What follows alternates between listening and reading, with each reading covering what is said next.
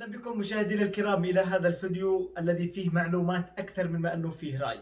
لكن قبل ما نبدأ أحب أن أنوه بشيء واحد، أنه أنا أقدم معلومة مستقلة بحيادية بالغة.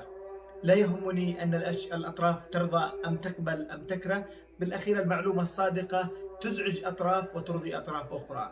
أنا أقدم معلومة لا لي فيها ناقة أو جمل، الأهم مثل ما هي قناتي جبهة وعي مكتملة، هي جبهة وعي أيضا بنقل معلومة حيادية، يرضاها الإصلاح يرضاها المؤتمر، ما يقبلهاش الاشتراكي، بالأخير هذا رأيهم. لكن أنا أيضا أقدم المعلومة ليس فيها أي شيء سوى المعلومة فقط، لا تحامل ولا كذب، ولا أنا بحاجة إلى أني أقول أشياء غير أنا مقتنع بها، وإلا كانت الأمور أخرى كانت أكثر راحة وطمأنينة. قبل ما نبدأ لا تنسوا الاعجاب بالفيديو والاشتراك بالقناة لكي يصلكم كل جديد، واكتبوا آراءكم بالتعليقات.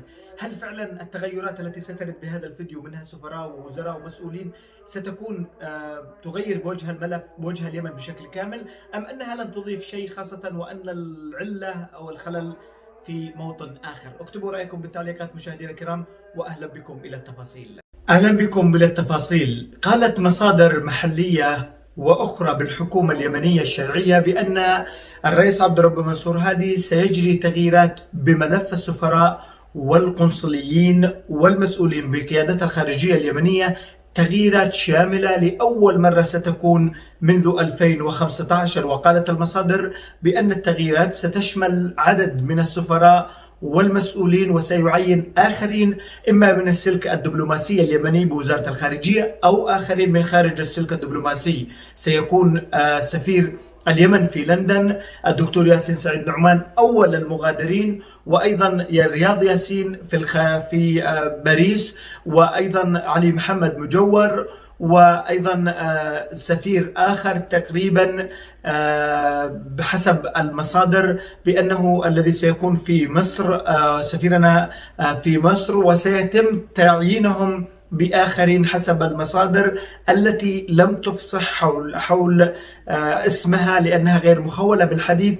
سألته لماذا تأخر؟ قال تأخر التعيين للسفراء في وقت سابق، وذلك بسبب التدويل الذي حصل أو التوقيع الذي حصل باتفاق الرياض، ومن ثم أيضا المجلس الانتقالي الآن يريد أن يدخل بأسماء آخرين لكي يغير في السفراء والقنصليين، يكون من حصته أيضا، على الرغم من أنهم أكثر الذين سيتم تبديلهم جنوبيين، إلا أن المجلس الانتقالي يصر بأن يكون أيضا من ضمن أسماء له. الأمر الآخر سيكون أيضا حسب المصادر سفراء آخرين في دول عربية لم يفصح المصدر عنها عن أسماء هؤلاء السفراء، إلا أنه قال بأنه تم تمديد لأحد السفراء في دولة عربية، وأيضا مع ترشيح آخر بأنه مندوب دائم في إحدى المجالس الموجودة في الدول العربية، وأيضا تحدث بأنه يملك صلاحيات واسعة، وأيضا قام بجهد كبير وجبار خدمة للجالية وأيضا خدمات أخرى.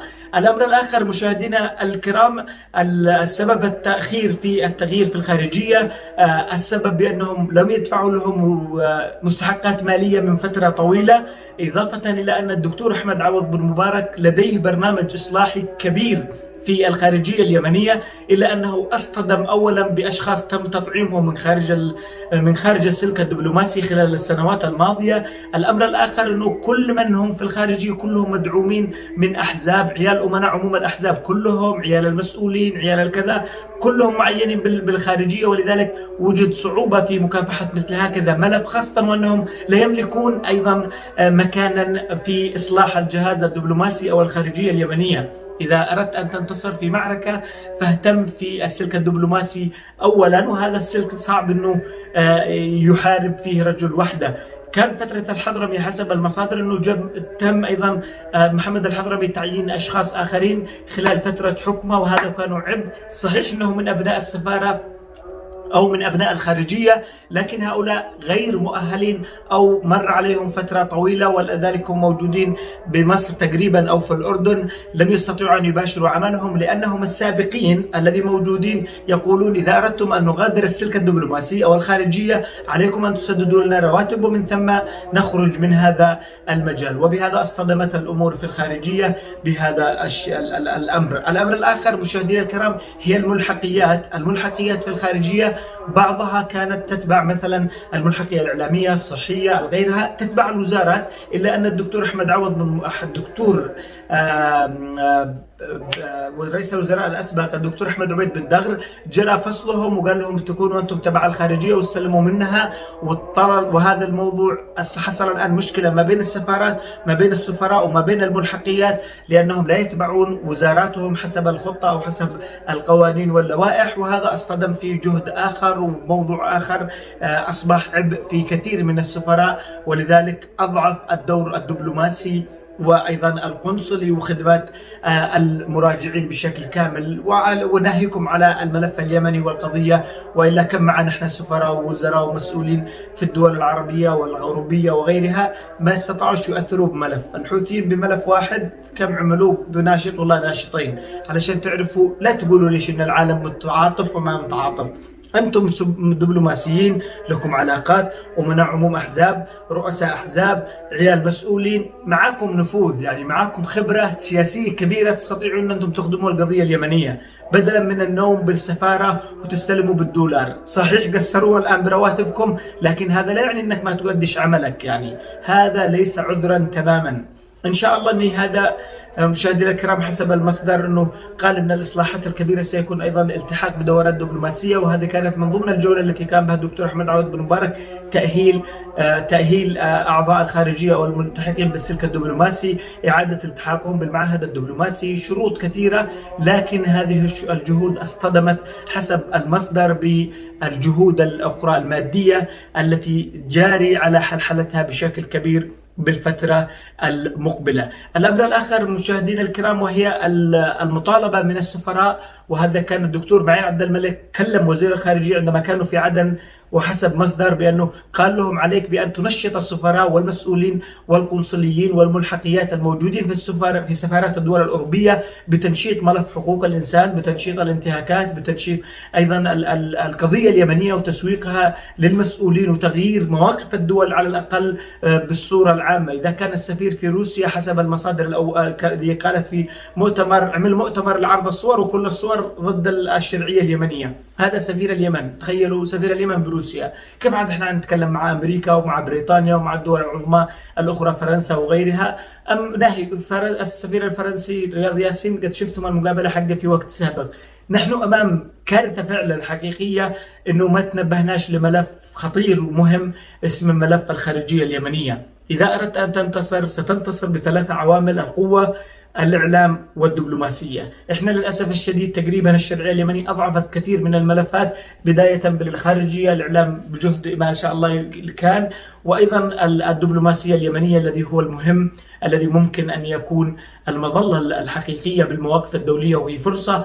الشرعية اليمنية كل المواقف الدولية موحدة معها، لكنها تسير ببطء وعدم إقناع وترويج وتسويق وعمل دبلوماسي ضخم.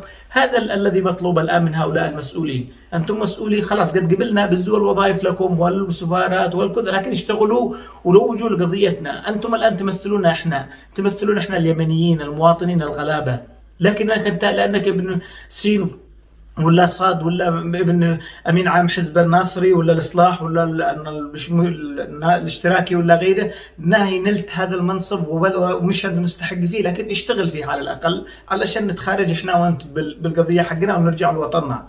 انتم ما وفرتم لكم وطن بديل، ناهي، لكن بالاخير اشتغل علشان ارجع انا واخرين ومثلي اخرين يرجعوا لوطنهم. أنتم أحد أسباب النكبة، أوكي تمام، أنتم أحد أسباب النكبة وهذا الشيء ثابت ما عاد يحتاج إلى نقاش وراي. لو قد أنت حصلت على وظيفة وما تش مستحق فيها بس لأن أبوك أمين عام حزب ولا لأن أبوك قيادي عسكري ولا لأن أبوك مسؤول في الشرعية حصلت عليه، ما فيش مشكلة، لكن اشتغل على هذا الكلام، اشتغل بالمكان الذي شغلته بالمنصب، اشتغل بالوظيفة الذي حصلت عليها، اشتغل مقابل الراتب. الناس تموت في الداخل وأنت تات من دمائهم بهذا الراتب أو بهذا المنصب الذي أنت فيه، سواء استلمت أو لم تستلم. هذا الذي أنا أطالب فيه. لا تقول شكرا متحامل، أنا لست متحامل مع الناس، بالأخير يحصلوا على وظائف عادي يعني، لكن بالأخير اشتغل بالوظيفة الذي أنت فيها، ولا خلي واحد من الناس الذين نشطين وعندهم قضية حقيقية مؤمنين بها يجوا يشتغلوا عليها. لا أطيل مشاهدينا الكرام، المعذرة أنه كثير من الألفاظ، لكن إن شاء الله إنه الرسالة تصل، وهي بالأخير معلومات. لا تنسوا الإعجاب بالفيديو والاشتراك بالقناة لكي يصلكم كل جديد، واكتبوا آراءكم بالتعليقات حول ما تعرفون بالخارجية.